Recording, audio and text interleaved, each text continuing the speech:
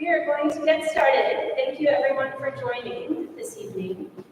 I'm Angela Toshnik. I'm the director of the UC Center for Public Engagement with Science, or PEWS as we call it. Because this event is one of the PEWS contributions to sustainability at UCB, I want to just briefly take a couple of minutes before we get started to acknowledge the leaders in PEWS who have really made the PEWS part of this week happen. And I'm emphasizing that because this week has been a really collaborative effort across a bunch of organizations at the University of Cincinnati. But very briefly, I wanted to acknowledge Professor Sang Cho, who's in planning, who invited special speaker Niall Kirkwood, Professor Nancy Jennings in communication, who's in charge of tomorrow's Sustainability Film Festival. So there are flyers out in the foyer here if you're interested in stopping by for that. Professor Eduardo Martinez in philosophy and Andrew Bernier in the School of Education, who organized a sustainability education workshop yesterday, as well as Amy Townsend Small and Laura Zanotti, working in the School of Environment and Sustainability, who are key contributors to that event and many other things throughout the week on the stage. In general, the PEWS Sustainability Leadership Group is 16 faculty across the University of Cincinnati who meets on a regular basis to take on different sort of projects and challenges for UC and its community relationships about sustainability. And that group is really sort of key to putting together really the idea of sustainability at UCB to begin with. Professor Lucas Dunlap, also in philosophy, is doing our filming and live streaming tonight. And then finally, for PEWS contributors, a special thanks especially to the PEWS postdoc, Kate Nicole Hoffman, who really has led all of PEWS efforts for all of the events that we've worked on in sustainability at UCB. So thanks for all of you for your leadership. Finally, I need to thank and also welcome Pat Limbach, UC Vice President of Research, who supports PEWS and sustainability activities at UC more broadly. And Dr. Limbach is going to introduce, or Vice President Limbach will introduce our speaker. So thank you.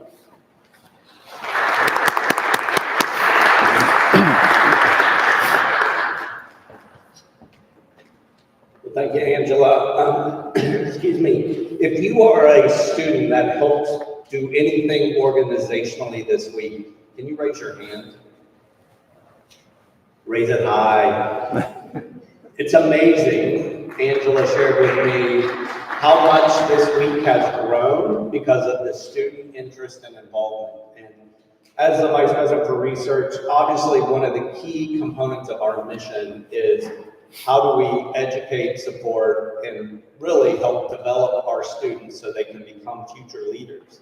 And I think it's wonderful to see all the students in the audience tonight. And I just want to give a shout out to Angela and PEWS for the work they've been doing throughout the year, but also culminating in some of the activities that are occurring this week. So really, really appreciate all that you do and the leadership that you show. So I get the privilege of introducing our speaker, Professor Niall Kirkwood. And this is never a fun position to be in because you're introducing someone where you've got to figure out what am I going to share, because you can have pages and pages and pages of the work that he's done. But as you'll find out when you hear him speak, Professor Kirkwood is one of those guys who's like, do not talk about me. Let me talk about the work. And so I'm going to keep this introduction short and sweet and make sure I give you plenty of time to tell your story. But Professor Kirkwood is the landscape architect, urban designer, technologist, and the Charles Elliott Professor of Landscape Architecture at the Harvard University Graduate School of Design in Cambridge, Mass.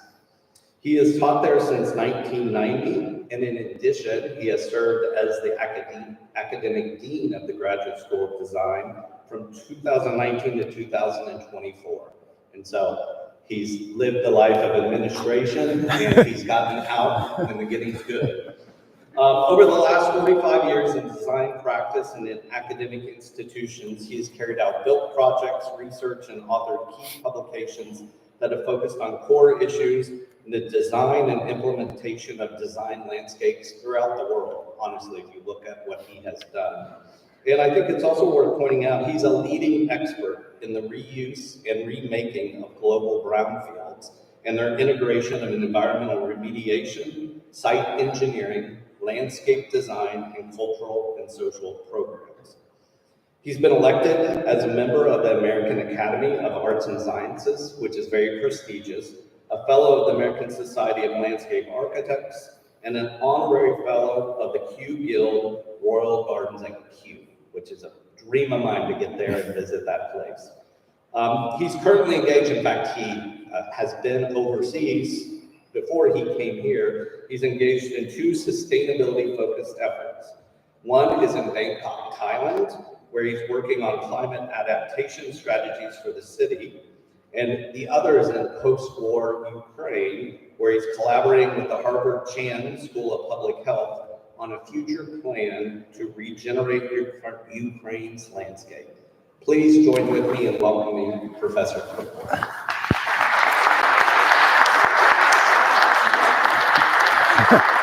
Protocol. Thank you very much.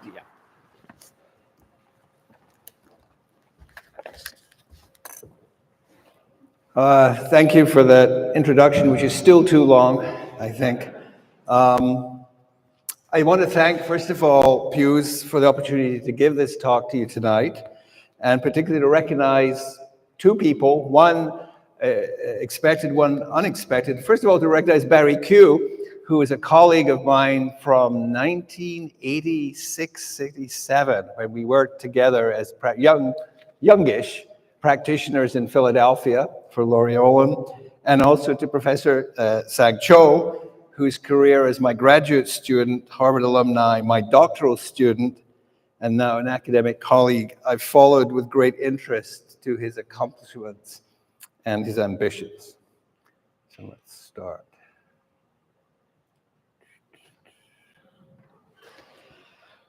It's titled, which you might not be able to read from back there, but it's the lecture's titled Beyond Brownfields, Nature, Design, and Urban Regeneration in the Post-Industrial Landscape.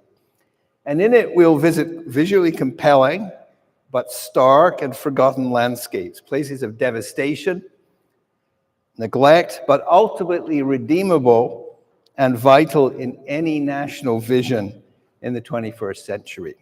The class of site known as brownfield is universal. That is, it is not only found across every part of the country, but in my estimation, in every nation and across every continent that I've visited. It's also the most contentious, politically, ecologically, culturally, and therefore important in shaping the places and the sensibilities of any national, regional, or local landscape.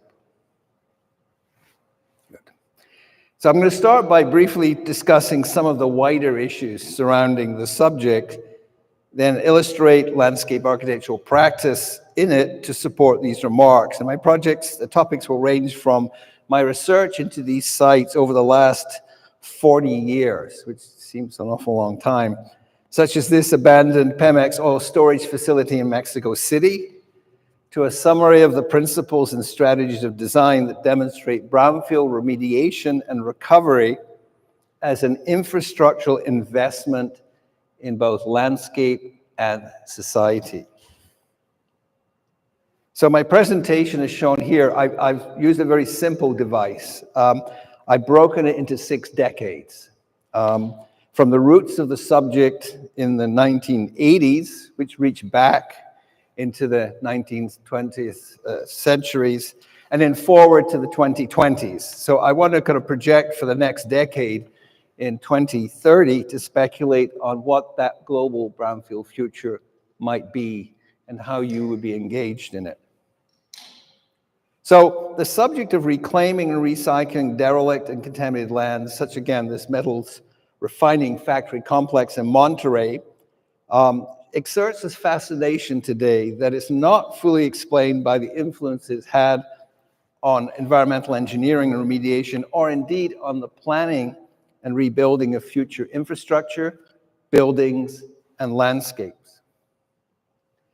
Few places have ever tapped so deeply into the entangled psyche of the early 21st century condition And yet, design responses to these sites and contemporary brownfield practices generally continue to suffer two major shortcomings.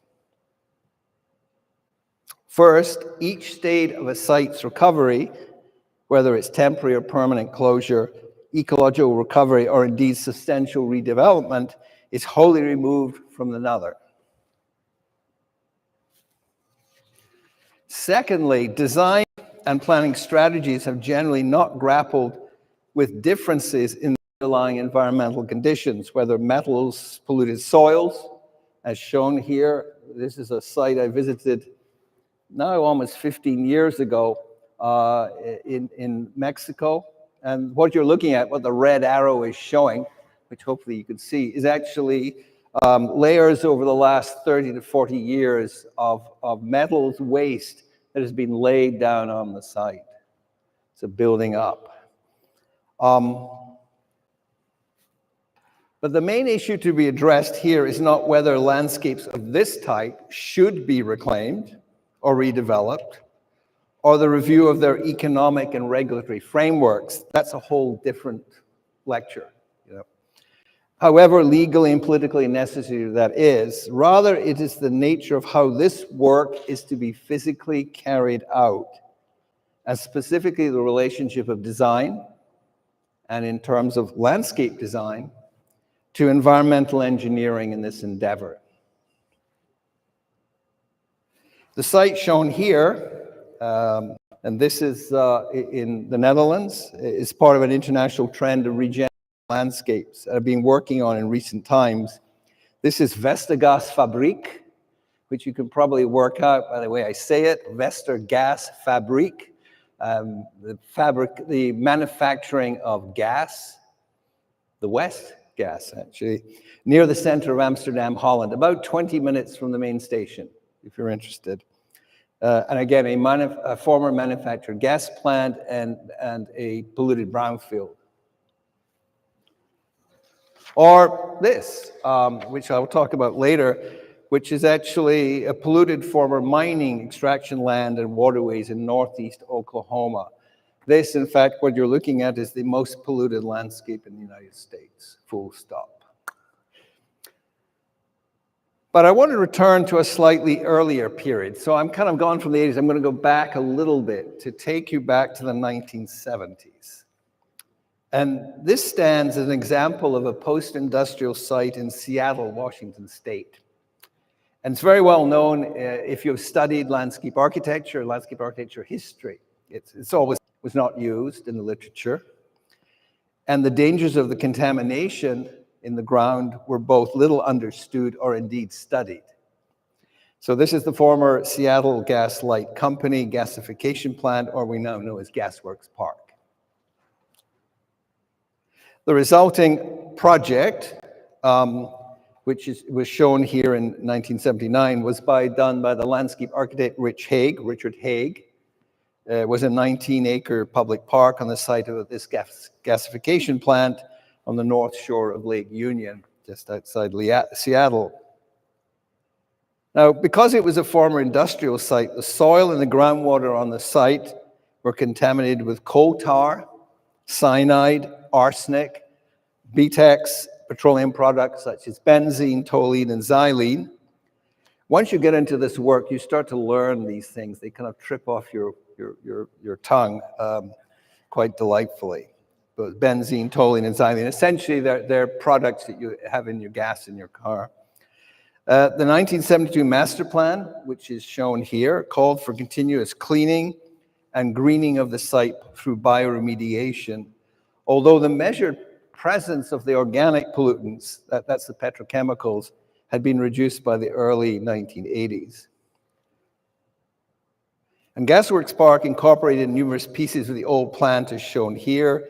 Some stand as ruins, while others had been reconditioned, painted, and incorporated into a children's play structure, constructed in part with what was the plant's exhauster compressor building. Now, this does stand in the landscape field as a key example, a key model. It's a very isolated example. And at the time, having had a little bit of discussion with Rich Haig himself, They didn't quite know what they were doing. They were slightly making it up as they were going along. And in fact, there were some mistakes made in even the cleaning up of the site. But it does stand as one model and is always referenced, actually, in any history of this subject. So let's go to the 1980s. Let's kind of get into it.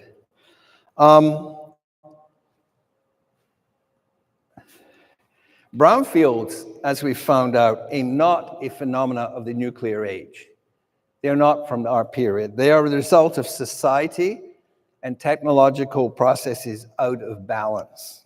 Here in the late 19th century, alongside the banks of the Schuylkill River in Center City, Philadelphia, Pennsylvania, the industrial landscape that developed the city's wealth through the production of wrought iron, textiles, and manufactured goods already appears threadbare, overutilized, and toxic beyond use. So these photographs are taken, I believe, somewhere between about 1900 and 1915.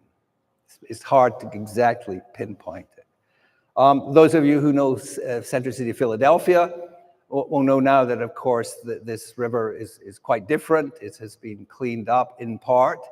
The bank is now a kind of walking path, a cycling path, but that's what it was like then. And the industrial processes taking place alongside the Schuylkill River included a lot of tanning of leather, which is highly poisonous, as well as shaping iron plates and struts for actually a very large industry making railway locomotives and engines. All very polluting industry. There's one slide that I left out for virtues of time. It was also the center of the hat industry in the United States. Felt hats. If we were around 1900, 1920, we would all men at least, would be wearing hats, and women as well. Felt hats, which were made in Philadelphia. The process of making hats, which you learn when you start to get into brownfield work, how these processes work, required felt to be stretched over wooden blocks.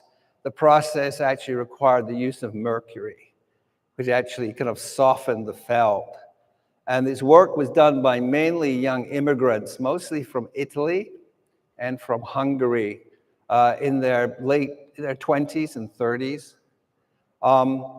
You've heard the term mad as a hatter. You think it was done by Lewis Dodgson, Alice in Wonderland. It actually comes from this process, because by 30, 35, most of the men had died and had gone insane from mercury poisoning. So just think when someone says mad as a hatter, it actually was from the process that was producing an item that everybody wore. Anyway, it's kind of sounding kind of down right now, where nothing is very promising. But I'm going to let you into a secret. There have been within design fields, and in planning, promising starts in the name of public health and what was called the sanitary movement. Consider, for example, these paired photographs. These were taken in 1920, by the way. On the top, they were taken in the Bronx, New York. At the top it says, because the caption is probably quite small for you, pollution and obstruction above botanical gardens, and then the identical photograph after view. So there was a type of restoration going on back in 1920. Okay. Here's another one. Another image. The top image says garbage dump in foreground at the top. And then below, garbage dump covered and graded below. Now, I'm going to let you into a little secret, because there's another text there that you've got to be really careful about what you say, because it says Italian shacks at the top, and then below, Italian shacks removed. So there was, this is environmental justice issues. In other words, they were removing people from the site. But again, it's the before and after. What is interesting that in both cases, covering up the waste, covering up the site, and making it look pastoral was very much, let's call it an ethics or a value at that time. Remember, this is 1920. In terms of what you were changing it to. They wanted it basically to look back as though it was natural or nature.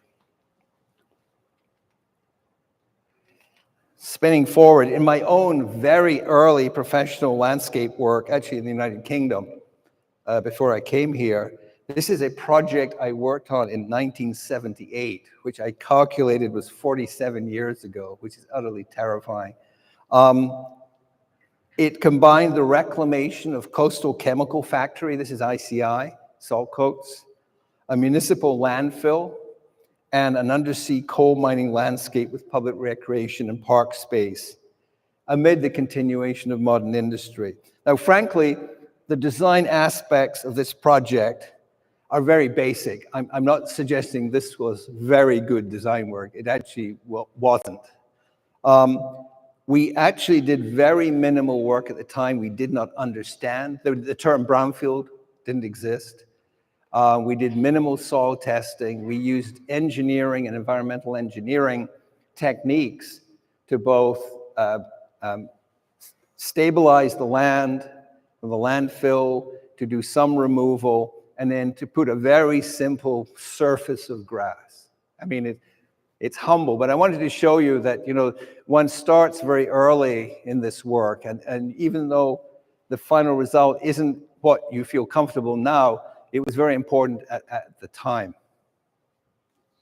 But it introduced me very early on as a young designer to the idea of environmental engineering as a component of site, landscape, and design. And also the idea of how you do simple things like draining polluted land, etc. Now, one of the things that I found interesting arising from this is I could find no reference to environmental engineering before 1960. It doesn't exist in the literature. Because they were a very interesting profession, because before that they were called sanitary engineering, which sums up possibly plumbing and toilets and things like that, and sanitation. But they actually were very clever as a profession, a very big and a very strong profession. They changed their name to environmental engineering. And these are the people today that many of you work with on sites. They're incredibly interesting because they do bridge science and art. They have an incredible knowledge of both soil chemistry, water chemistry, and they're really very, very interesting group of people. Again, back to that project, we tried our best at the time with the information, knowledge, and experience to hand, what we had available. Some of it, for example, published much earlier. In this case, the establishment of vegetation on industrial wasteland by the Commonwealth Agricultural Bureau of Wales and England in 1949. So again, you know, this goes way back. It's not bad, actually. And it was actually case studies of site engineering work and reclamation work done in Germany and Britain from 1924 to 1941. And I came across this in a kind of secondhand bookstore and just kind of found it by accident. So what I'm saying is that we did not invent this work. This work had been going on in different countries in different ways, but the knowledge and the base was not central to design and planning fields. It was quite remote. Now, something that now you become more familiar with is an environmental program called CERCLA, or more commonly known as Superfund, was established in the 1980s, and back to my decades again, by the federal government, passed into law in 81, actually signed by President Nixon at the time, to address hazardous waste sites with intensities of pollution and scale of size of devastation. There are still 1,336 sites active on the list today. They might have changed in the last week, distributed across the country as shown here. I live in the kind of totally brown part up in the Northeast, where all the early industry was. Now, the most polluting of these was the Tar Creek Superfund site, which I'm showing here, located in the northeast corner of Oklahoma. It's the second site after Love Canal was added to the list in 1983 under CERCLA. And following the discovery of lead, zinc, cadmium underground in the late 19th century, a vast mining operation employing 11,000 non-local workers and 250 mills at its height was established in 1900. Now, what you're looking at, of course, an aerial photograph. What are we looking at? What you're looking at is mining waste, those white blocks, which sometimes are bigger than towns. It's called chat, C-H-A-T. It's actually named after the chattering machines that separated out the fines. And it was piled up on the surface from the start of the excavations till operations ceased in the 1970s. This material is harmful to babies, it's harmful to young children, and it's harmful to the elderly because it induces high lead levels in the body, which cause serious damage to the brain and nervous system, leaving permanent intellectual disabilities and behavioral disorders for life. So when I started going to get involved with this work, I not only had to expand my work from a design school, but I also had to reach out, for example, to colleagues in public health to explain this to me. I also had to go on a course of reading and educating myself. I also then had to understand from the medical school, what is lead poisoning?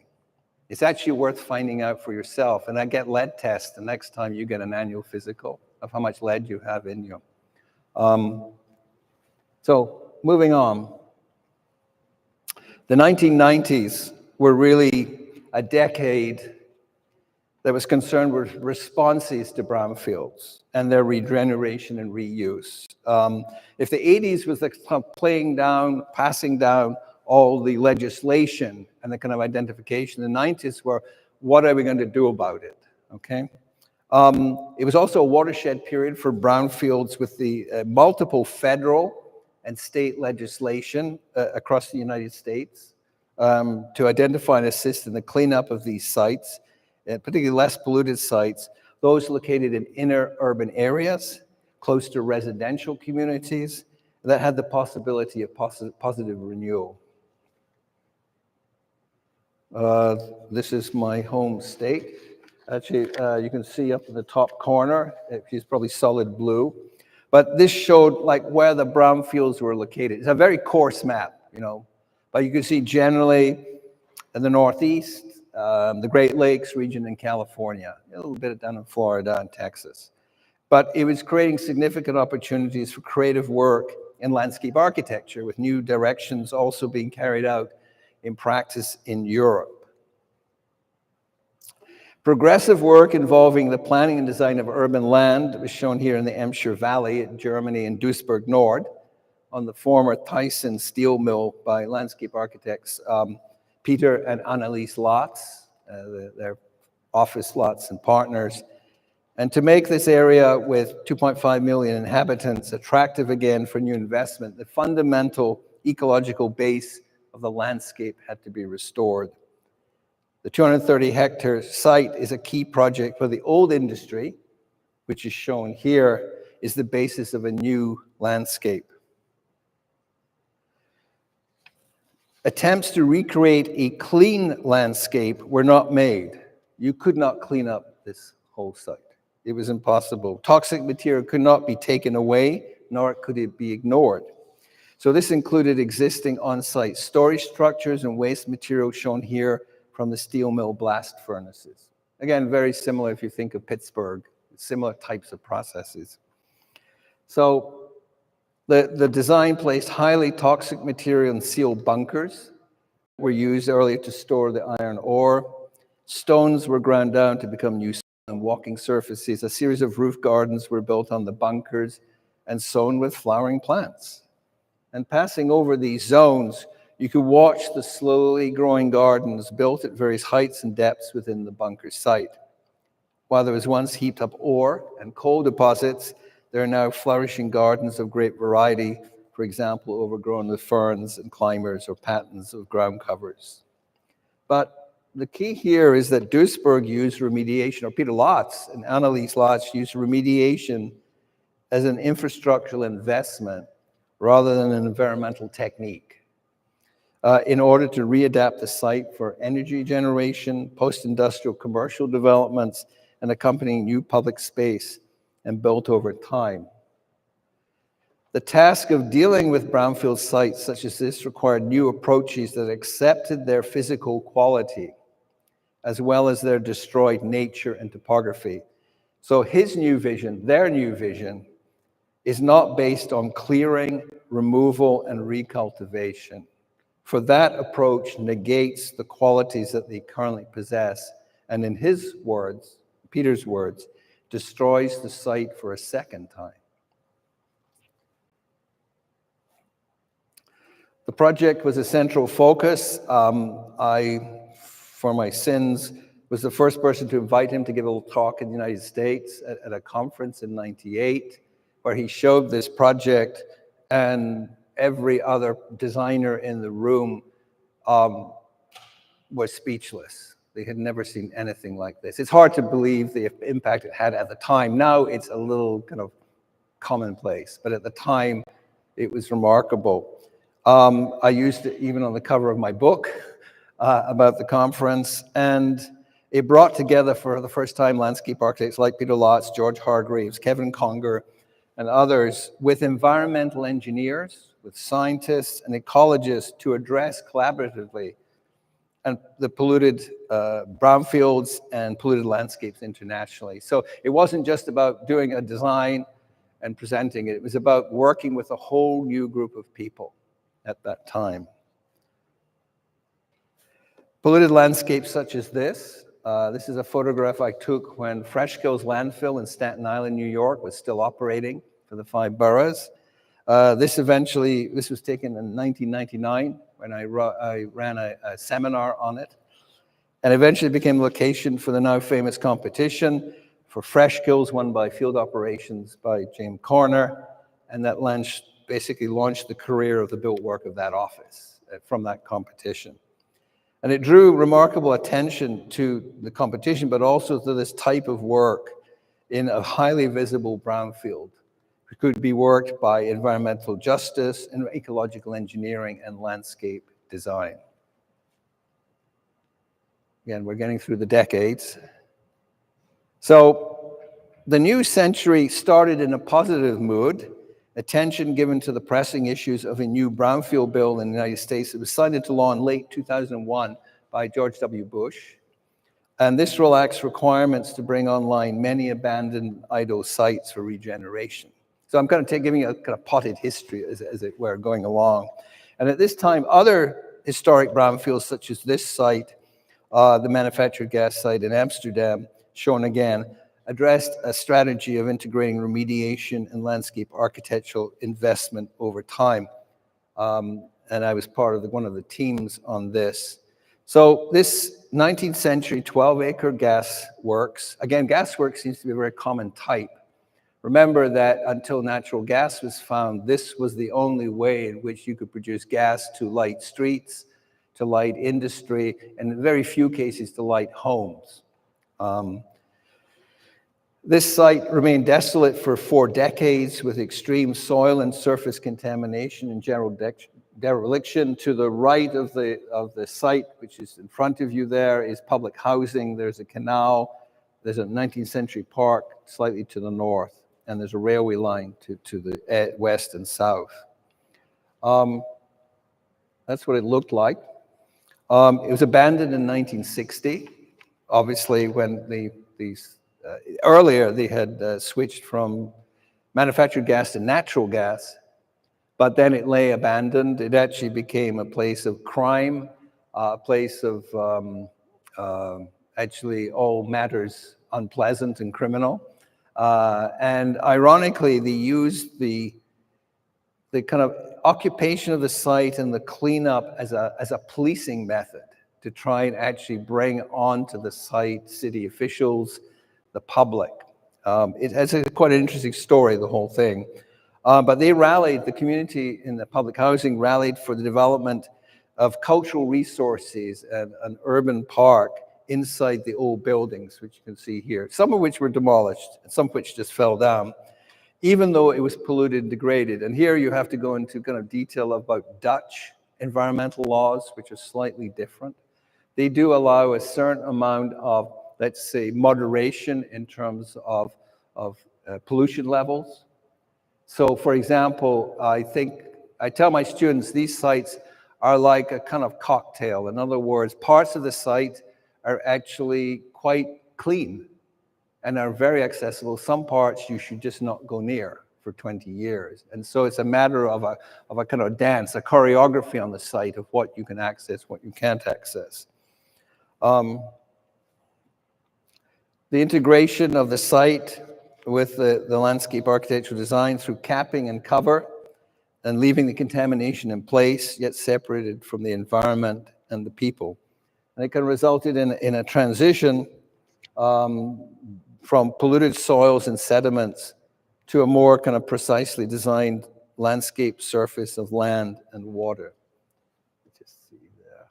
Now, at the same time, those buildings you saw a few slides back, they started to actually be occupied. I worked with Everett Varhagen, who was the project manager for the project for the city. The city acquired the land for almost nothing, you know. Everett Varhagen was not a planner. He was not a designer. He was not a landscape architect. He was a TV producer, which is kind of funny. You know, he produced programs for TV. But one of the wonderful things he had as a skill was actually public media. He knew how to orchestrate, to choreograph the site in a way using his skills as a TV producer. And so he got the Amsterdam Ballet and said, you have free rehearsal space in one of the buildings. He started a children's cinema, just a cinema for children only, no adults allowed in. And then, of course, in a very Dutch way, and I hope there's no one of Dutch origin here, but wonderful people, he actually, below the gas holdings themselves, he had 24-hour raves, very Dutch, you know. And, you know, all-night disco, house music, whatever it was, just loud, 24-hour. And so there's that type of people. And they also had little businesses making sandwiches, this. What I'm trying to suggest is that he was able to kind of tie the site not to some large civic vision, an opera house, a community center, but actually very precise things. He had a drumming festival there where people of all types would bring drums and drum for days on end. So he was able, I think, through his vision, to actually tie the development of the site. His attitude was, my main goal is not necessarily just to clean up the site. My main goal is to bring people to the place. Bring people. Once people come and occupy the site, things will happen. Good things, you know. And it worked. He was a remarkable person. I enjoyed working with him. So attention was focused on the reclamation. There was, in fact, yes, a landscape plan that was done by Catherine Gustafson, which enabled the space on site. So they did the reclamation, they did the renovation, they did capping, and then they placed a landscape on top. It's a very simple conceit. And it's now complete, by folding historic surfaces, programmed structures and landscape elements, lawns, pools, canals, pathways. It gave direction. It actually gave a lot of countries, including the United States, confidence that you could do things on sites like this. For example, under one of the gas holders, which you can see there, he wanted to convince the Amsterdam mayor and her officials that this was viable. So what he did, he set up in this abandoned gas holder, he set up a small table, folding table, with 4 or 5 folding chairs, and he had thermoses filled with hot soup. And they went there at 10 o'clock at night, and he had a chandelier hanging, just casting this light with candles, and they all had soup in the gas holder and talked about how wonderfully theatrical this was. Again, remember, the TV producer, he's thinking about this. So again, I'm trying to suggest creativity in this work can come from many directions. eventually, of course, a book, which is my, my trade. It was documented in Dutch and English. I wrote the introduction here, which is really a history of that project with all the different pieces. And I noted it actually still stands today as a model for the intersection of design, engineering, community, and cultural engagement, as well as equity and environmental justice. And you can go there today, and all sorts of things will be happening. You can eat there, you can recreate, you can sunbathe, you can see what's going on. Now, not quite the same, but just as a small example, some of that has been transferred to the United States. This is Providence Steel in Providence, Rhode Island, south of us, done by, again, another of my former students, by Kaki Martin of Klopfer Martin. It's a former steel fabrication site that was abandoned and has been transformed through brownfield remediation as a community education center for metal crafts. This is the place, if you want to really let out your tension and anger, you can go and beat metal. You can pour molten metal under certain conditions. And 3 or 4 nights a year, they do an iron pour at night. Halloween is one of them. And it's quite incredible to see molten metal being poured out of a bucket into molds, and the sparks are flying and things. It's quite interesting.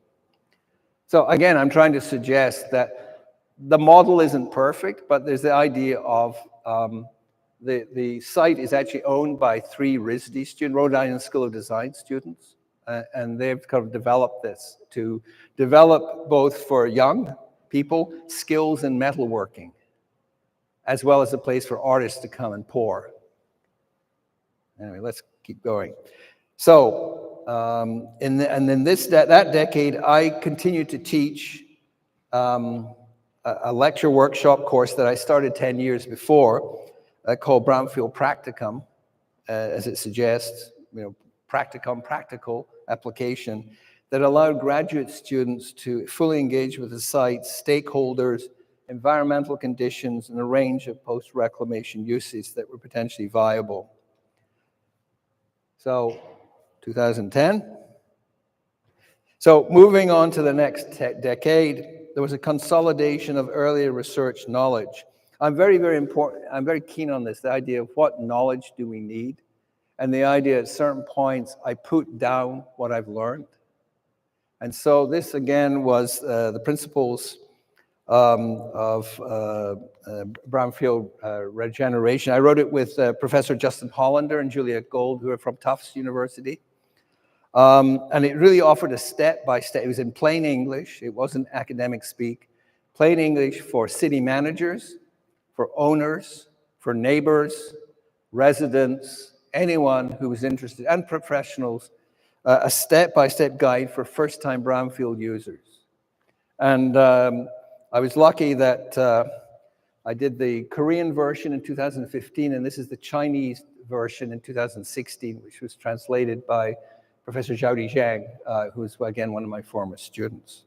And it's now used in most of the schools in China, with, of course, adaptations to the Chinese context.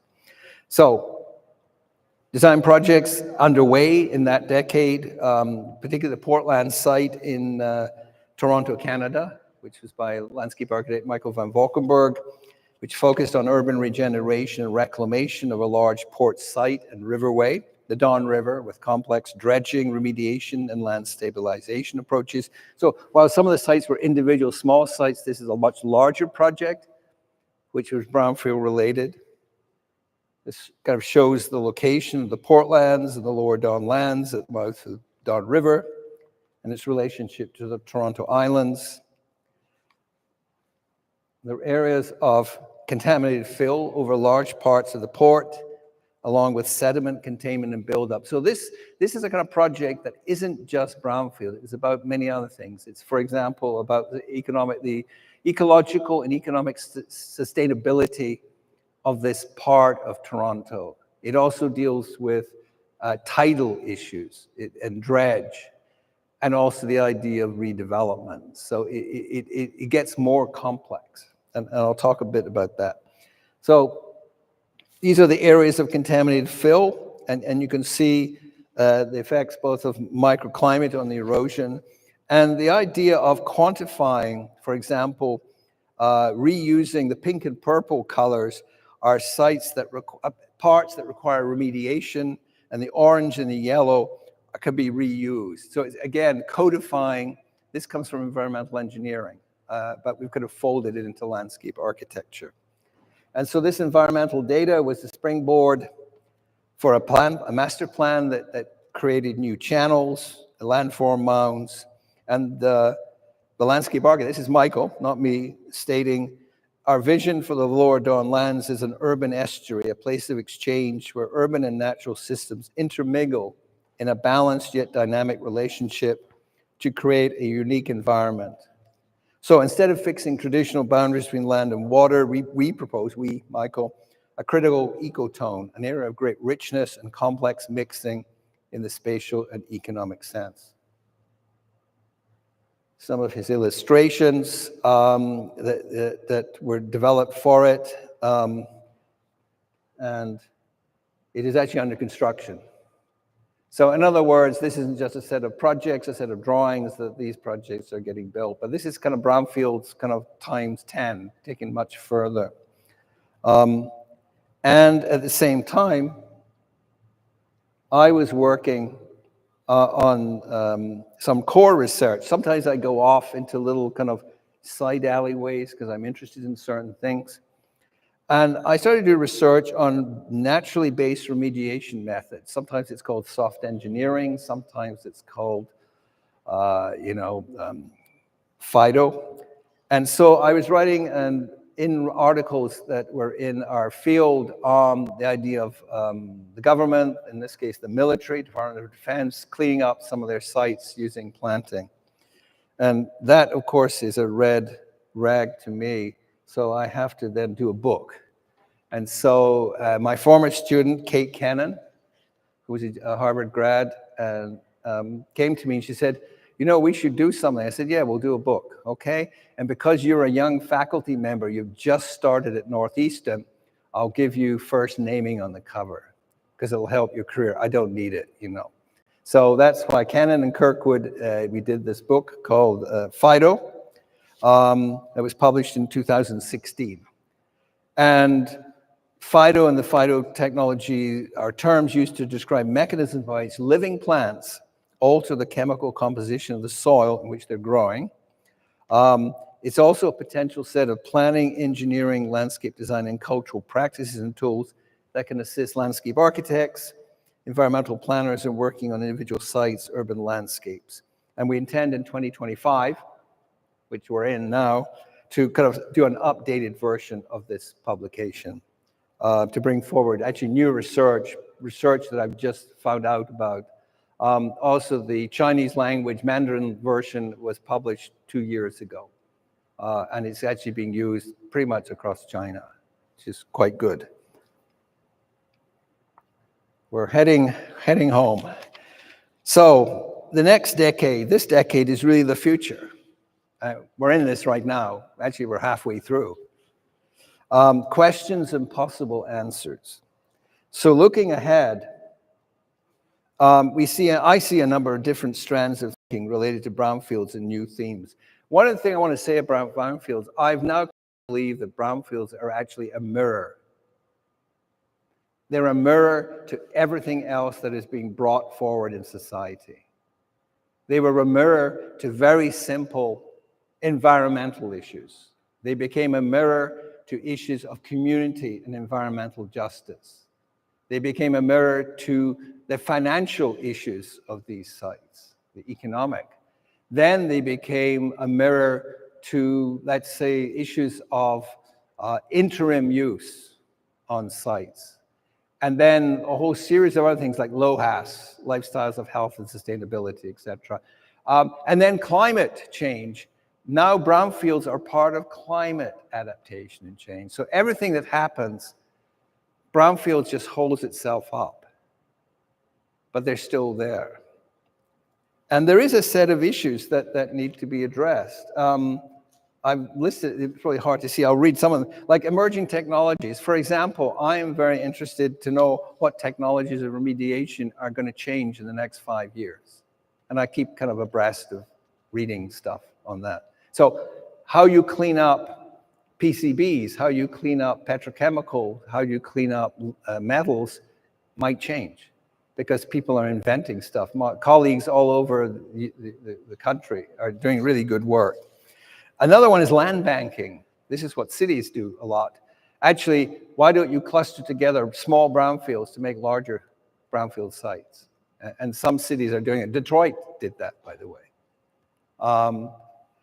Smart decline, the idea of cities shrinking.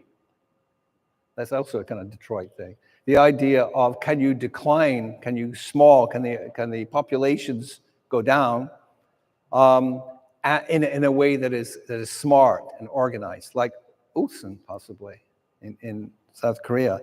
The idea of the informal city, this is something I've been working on in Bangkok. I'm working for 100,000 people at squatter settlement with no land tenure who are squatting on the port site. What happens to organizations, to groups, to populations and community that have no legal stature and are squatting on infrastructure, under pipes, under highways? But they have legal status in some countries. Rural brownfields, every brownfield I've talked about today broadly is urban. But rural brownfields are also a thing. And I've been trying to get some of my colleagues to kind of look at them, particularly farming practices, pesticides, herbicides, all manner of things go on. Climate change, well, I mean, that's a whole big thing in itself. How do brownfields adapt that? And then energy. The EPA has a program called Brownfields to Brightfields. A really cute name. In other words, can you turn brownfields that have no immediate use into places for energy production? You know, and there's also another program that Hiram Tanner of the EPA, who I spoke to a couple of days ago, he's got one called Brownfields to Playfields, using sport as a way to get temporary use for brownfields. He's, as of 2 days ago, he was working for the EPA in Washington. I don't know if he's still working there. I mean, I'm candid, I don't know where he is. For example, the image I'm showing right now, anyone want to guess what that is? It is a steel site, but what is it used for now? Silence. You're like my class. I have to choose someone at the back who's kind of asleep. It's actually the home of the Olympic Committee for the 2021 Beijing Winter Olympics. Funny, isn't it? How things don't always look like. It's actually a renovated brownfield steel site that I've visited many times. It's called the Central Steel Site Beijing, but it was actually taken over for some of the Olympic events. Where's the mountain? You know, where's the skiing? No, it was the stuff that's flat, hockey, speed skating, you know, that kind of stuff. So they have them laid out there. And also the committee has its headquarters here. Anyway, let me speed up a little bit. So some of those topics I'm talking about, these future uses, the things, are emerging through research at Harvard and through some of the studies by my students. The sustainable approach to designing these suggests that emerging technologies are moving forward at great speed. Here, for example, is the Central District of Botswana. This is diamond mining, and it's actually the result of brownfields of displacement. There's further research on these sites in these 4 case studies and they're using drone footage and satellite imagery. And there's currently interim reclamation and closure plans for them. Or, an area very close to my heart, this is Accra in Ghana, and where proliferation of e-waste. This is a big issue I have. All of you are actually guilty in this room right now, unless you can tell me where the University of Cincinnati leaves all their old cell phones, hard drives, and computer equipment. It ends up here.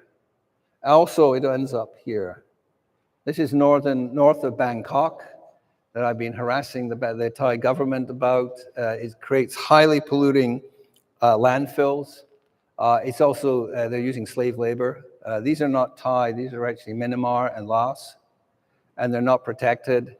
And they're taking out with tweezers the little kind of heavy metal components that are micro scale and breaking them up and then burning the rest. So again, it's okay. I've harassed Harvard the same way of where all their stuff goes, and I don't get a clear answer. So again, we have a kind of role to play in this for your discarded hard drives, iPads, and all this kind of stuff here, and I'm guilty with you. So my earlier research into these sites and the regenerate demonstrated, as I said before, remediation and recovery as a larger and longer infrastructural investment in landscape society. And it allowed us to review and comment on the conditions of site. This is, for example, an abandoned metals refining factory in a county-level city. This is Lanxi, L-A-N-X-I, Lanxi, near Hangzhou, which is shown here. I was actually able to walk right into this. No security. I just wandered in and taking photographs, and I eventually was apprehended, but it's okay. In another part of China, let's see. Oh, let's go. There we go. Large swaths of post-industrial land, in this case mining land, which is kind of interest of mine, are being reclaimed through mass vegetation to stabilize soils, as well as uptake pollutants still left in the ground at a large scale. And the upper image shows the site conditions before and, of course, after. I don't know why my little thing is now appearing there, but it's okay. So now returning to an American project at a much larger scale, and I will finish up. This is the Tar Creek Superfund site that I mentioned, the most dangerous polluted landscape in the United States. It's set within the repair and remaking of a region abandoned by the mining industry over 50 years ago. And the resulting contaminated riverways and communities that were left behind. It's located in the center of Oklahoma. It's home, and of course I've kept this little secret back from you, it's home to both Cherokee and Quapaw nations. This is tribal land. And actually 9 other native tribes, as well as non-native. So it is kind of a mixture. It's a Superfund site. It's actually number 2 on the CERCLA list, right after Love Canal. So working closely with residents and tribal advocates, this is Rebecca Jim of the Cherokee Nation. I've asked a fundamental question: how can we work effectively on brownfield sites and in cultures that are not our own, with respect and deference for others' values, ways of life, and different attitudes to land, landscapes, and resources? It's part of the larger tri-state mining district, which is Kansas, Missouri, and Oklahoma, that little triangle. The site, which is the hatched pink area in Oklahoma, covers 40 square miles. So here's a brownfield site. It's actually a Superfund site, 40 square miles, with a subsidiary Carr Creek flows right through the middle of it. The tribal lands were formerly characterized as tallgrass prairie and woodlands prior to the mining that started in the 1920s. The largest deposits of lead, zinc, and cadmium in the world were under there. Kind of remarkable. Of course, the study area, this is it about 1910 to show you the kind of what happened. The study area has been impacted by over 120 years of environmental landscape degradation that creates significant health impacts to residents, particularly children, as well as, and very important, cultural, ecological, and spiritual harm to the communities. The land and riparian ecology of the region has been devastated by mining waste piles, acid mine drainage, settling ponds, and sinkholes. And together they set a complex pattern of land subsidence, abandoned mine workings, poisonous air, and waters affecting infrastructure, open space, and of course, the people. So following the discovery of the metals in the late 19th century, and due to complex ownership of land by tribal and adopted individual, leases were devised by the US government that excluded tribal members. The tribal members had no rights on the material below the land, but they had the rights to receive the waste. Very interesting. The activities declined from 1950 to 1968. They mostly closed just after 1968, 69, 70.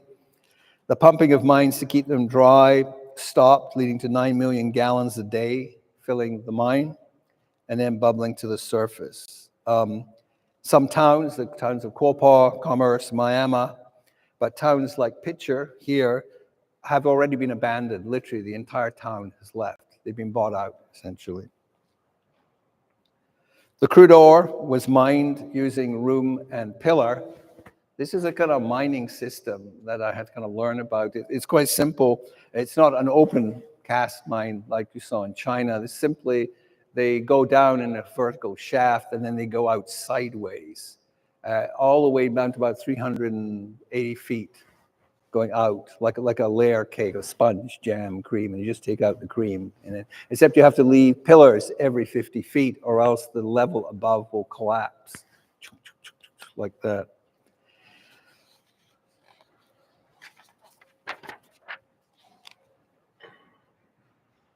And that's what the USGS, that's the plan. It's very hard to, it's really three-dimensional, but that's what the plan looks like. And you realize that the plan of the mining has no reference to the plan of the surface where the towns are laid out on a Jeffersonian grid.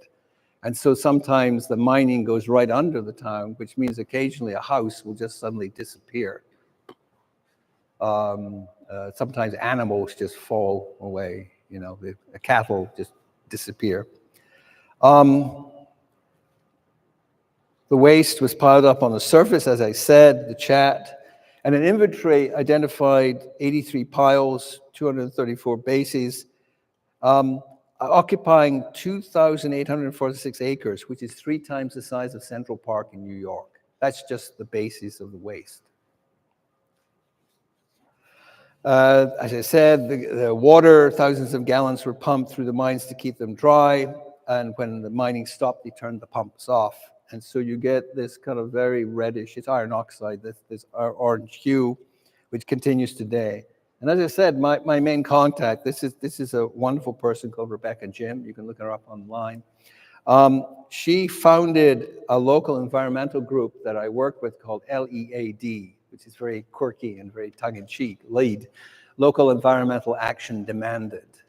And she's the founder and the director, and she coordinates residents, tribal and non-tribal, as well as representatives of the county and actually the state.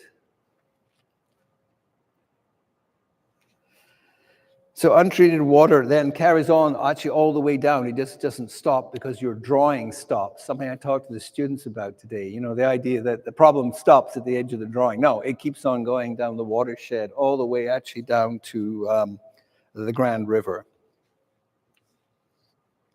So I've been working on this site since 1999. This was my first visit. And I got involved. That's me kind of looking kind of like today. On the right with Jack Spangler, Professor Spangler from the School of Public Health. And these are some, one of them is actually a newspaper guy. The guy on the right is actually EPA, Region 6. I got involved because I was part of a public health project looking into the poisoning of children through what they call the Tooth Fairy Project.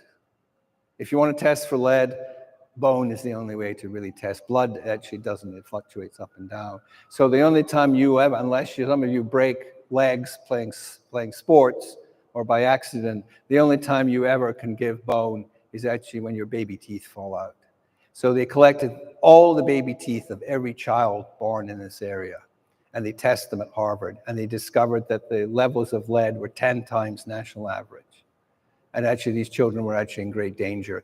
Hence, the kind of Superfund stuff kicked in.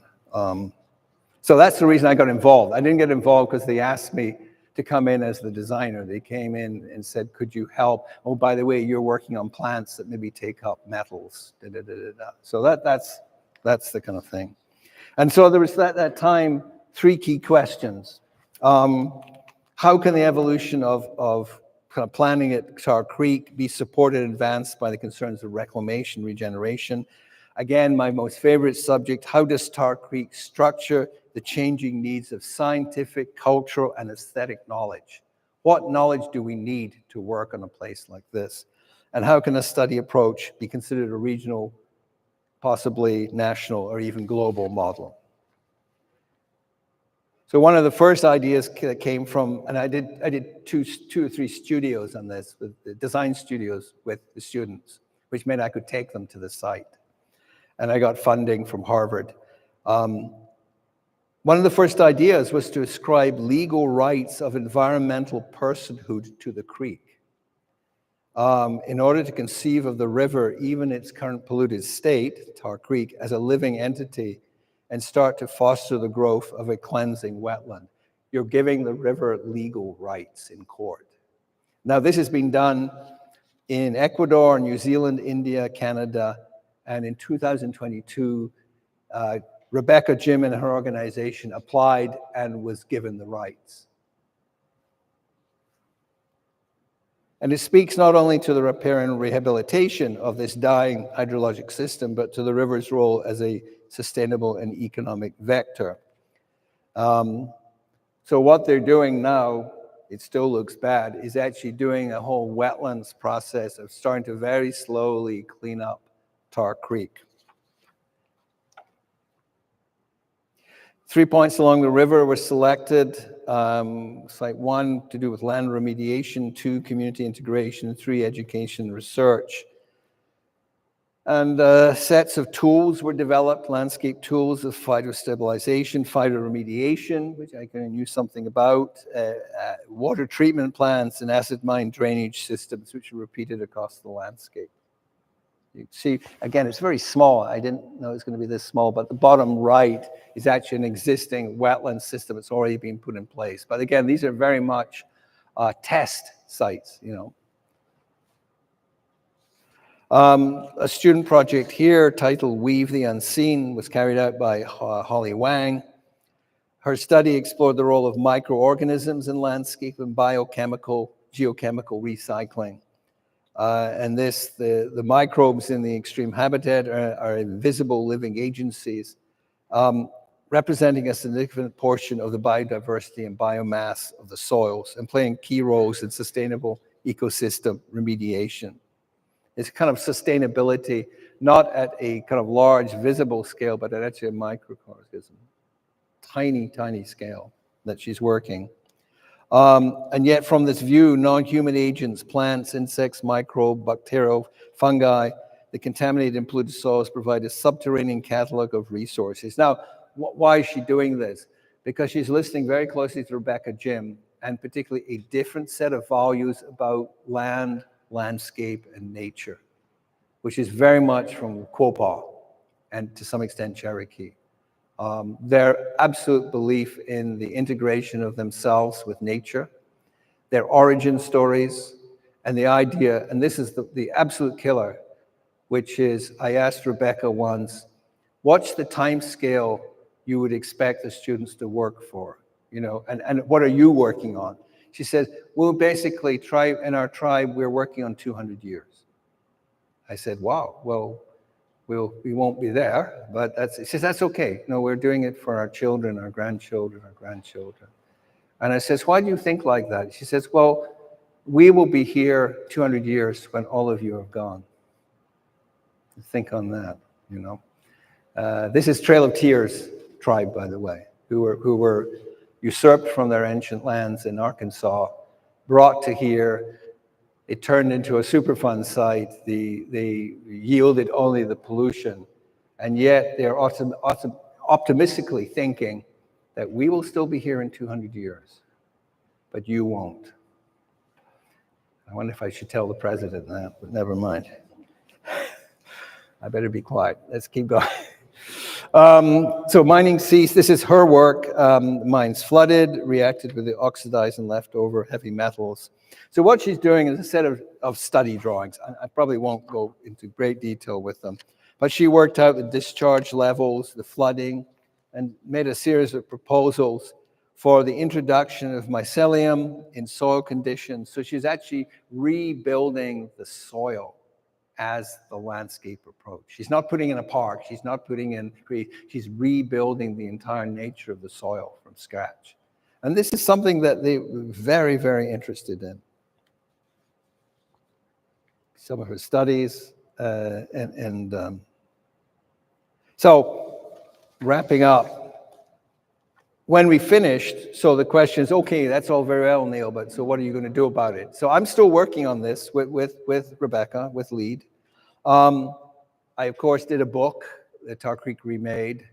I had an exhibition at Harvard on the subject called Tar Creek. And then I attend their annual conferences. And I invite all of you to go to their website. It's quite good. And they have a Facebook page. And you can go and visit them, and Rebecca will welcome you and give you a tour. She gives you a toxic tour, which is quite fun. You can do it on bicycle as well, around all these sites. But I really wanted to return to a topic that is about all that stuff I've been talking about, you know, in trying to pull it together.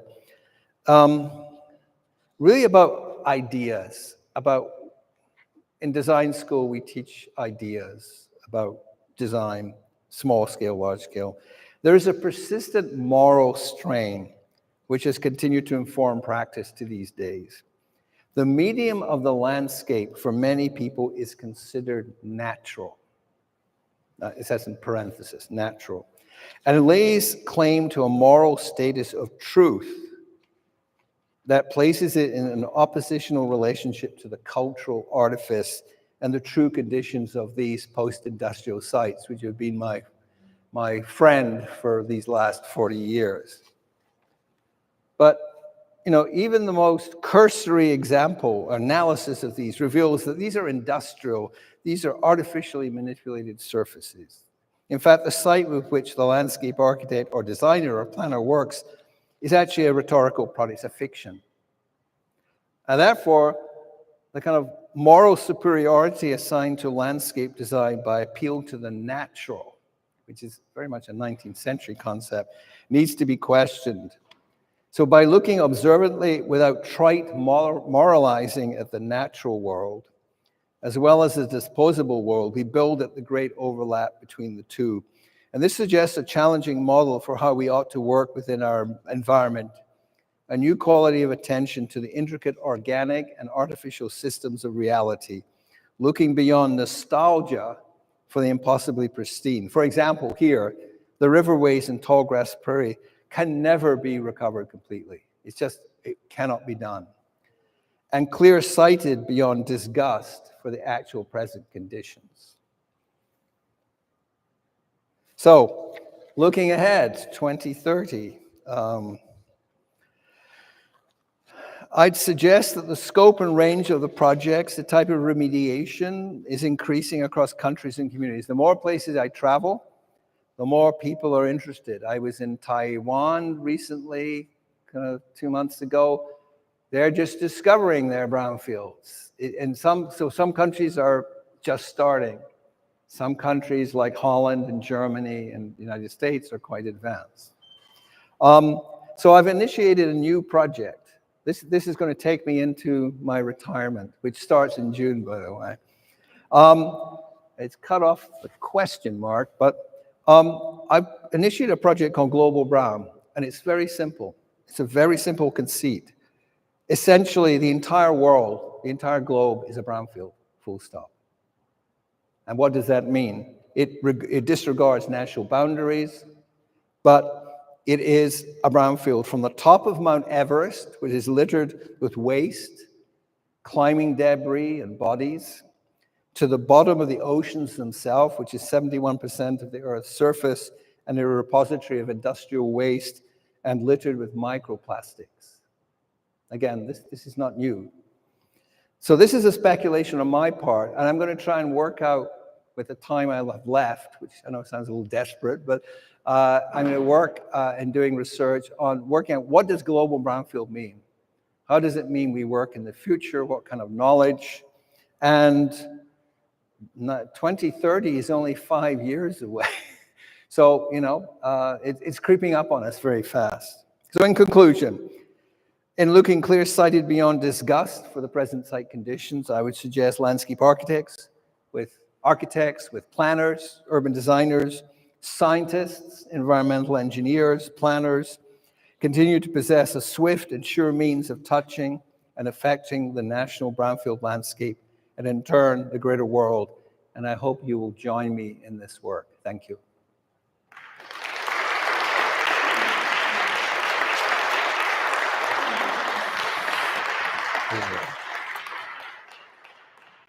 Any questions?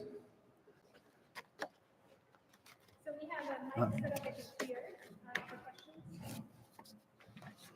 I'm sorry for going over a little over time.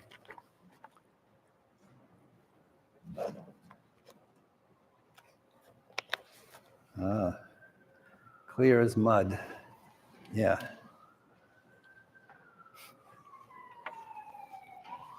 Hi again. Hello again.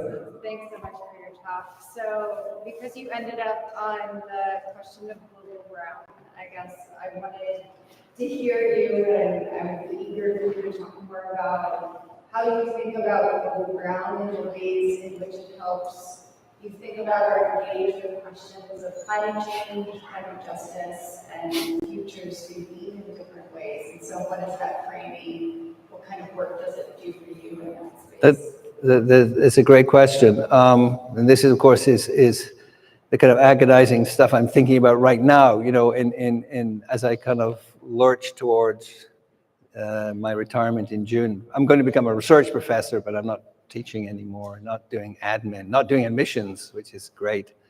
I think it might eventually do me in, but I'm starting to think about the idea of what is boundary. And I ran into an old friend of mine, actually an environmental lawyer, who are actually kind of nice kind of lawyers, actually. I normally run into other kinds of lawyers, but the environmental lawyers are interesting. But she, Rosanna, she's doing an interesting kind of work now. And it threw my whole thesis, my whole idea slightly into disarray. You know what she does? She's one of the 100 people in the United States. You know what her expertise is? Space law. She works out law for outer space. Who owns it? What about all the debris up there? All the junk spaceships, the junk they eject up there? And so she's getting into issues of who cleans it up? Who owns it? Who pays for it? And so in other words, when you just think you've got it down to the globe, to the Earth itself, now I'm starting to think of, oh God, the expansion of space. I'm into dark holes and, all the cosmos that are twinkling way, way, way. A daughter of a very close friend of mine has just completed her doctorate in astrophysics. And she's been studying the mathematics of warping in dark holes, or dark matter, that kind of, and dwarfs and things, all these terms. And she's a wonderful, I remember her as a child. She and my daughter used to play together. I actually can't keep up with her now. Her mathematics are just so complex. And so I'm waffling a little bit to try and kind of get around it. But I fear that I could keep on going and going and going, well, why don't you just take the cosmos as well? The air, the outer space around the globe. But I think that's I'll leave that for someone else. But I would say I'm probably going to start a kind of mapping of the globe that destroys national boundaries. And of course, if you start to fold the globe out, you realize most of it's ocean. And no one really is doing proper cleanup of oceans. 71% of the Earth's surface is ocean. And that's a big issue, particularly with microplastics, which I'm now told are in all of us by just ingestion. That's kind of scary. So I don't know what that means. I've recruited a few people from the EPA who might have just lost their jobs. Here I'm Tanner in Washington, and so we're going to work on this. And I'm going to try and get some funding from private means, not from federal, on this. I'm also able to kind of bring in one group of people who you might think, you think it's kind of very suspicious of why. Believe it or not, most of the good brownfield research work done in the United States is done by the US military. Why? The Army engineers, US Army engineers, because they actually own a lot of polluted land. All the land they do training on, the munitions, the proving grounds. They own Camp Pendleton. I mean, they own massive amounts of land, and they've actually devised, they were one of the earliest people in the United States to use FIDO. A very, you might think a conservative organization is actually using very innovative techniques, which I'm happy to plunder and kind of, use, because they write up their reports.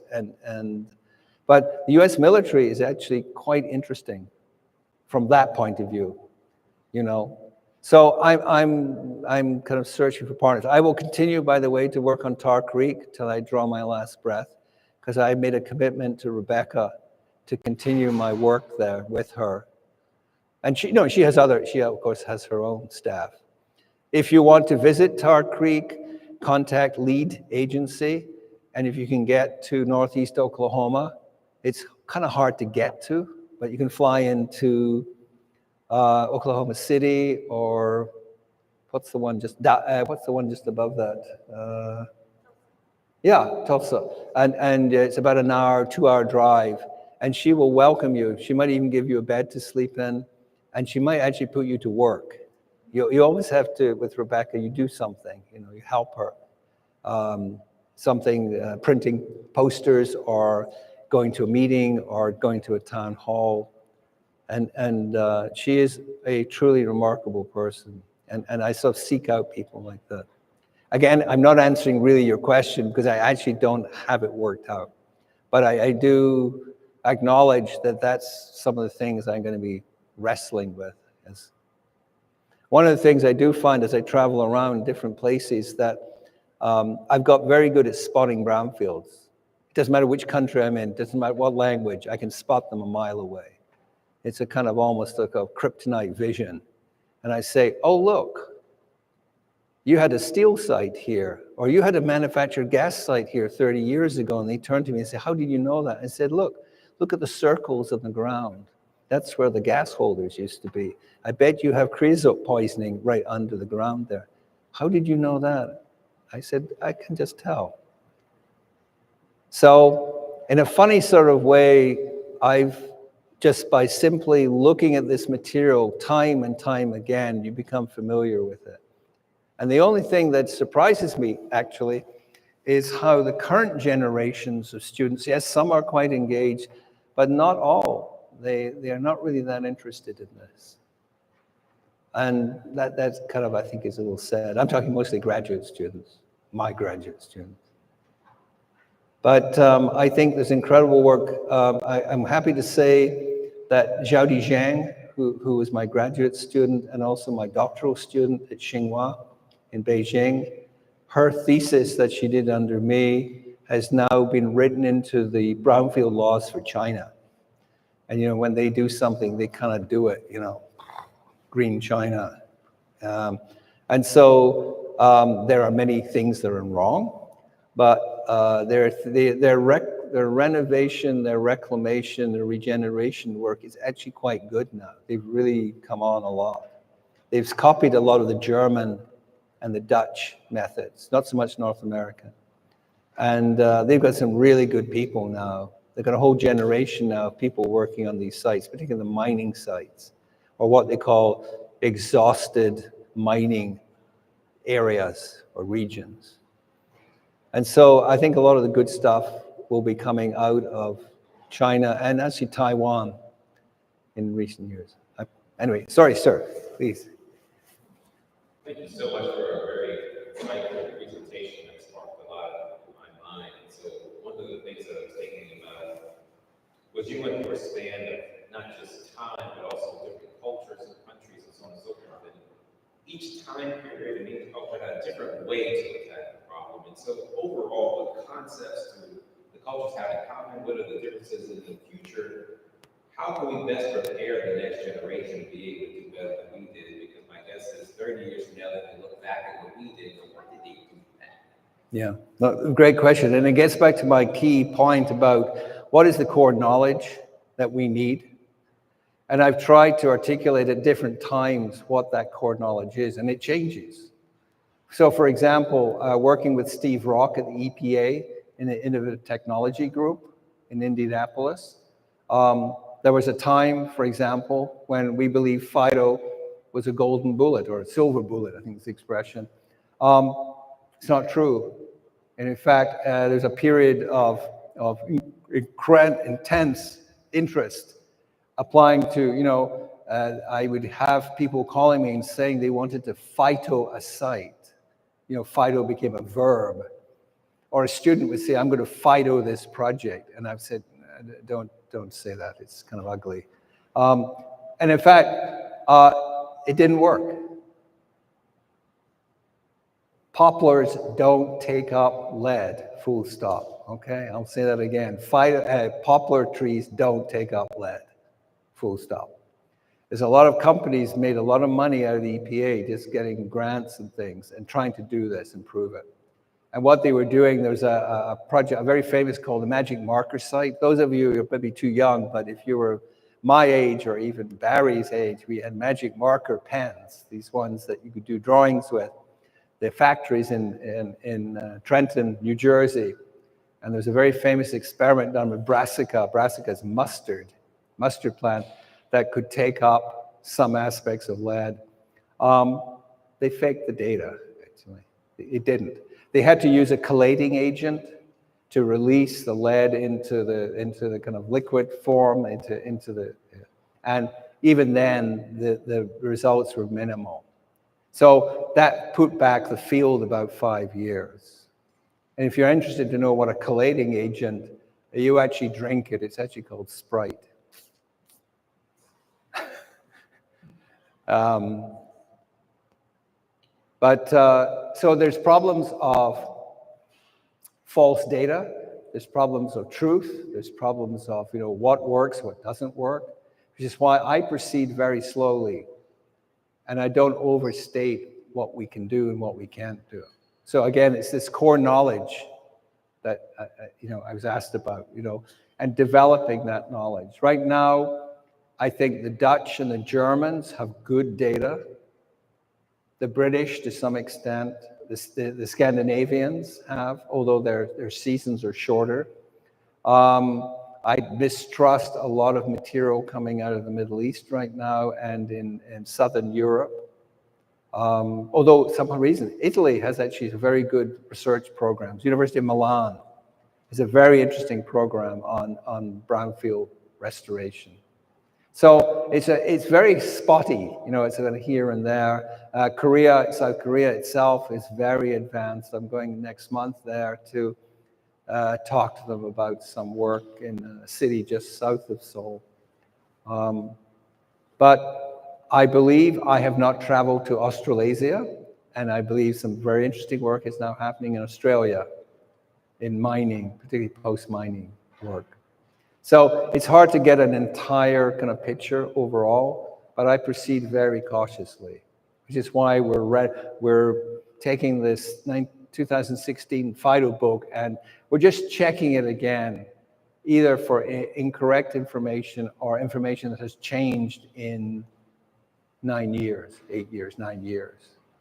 So I think that's the best I can do, I just wanted to get at the ready when it was time. Okay. Thank you. Please join me in thanking Professor Kirkwood.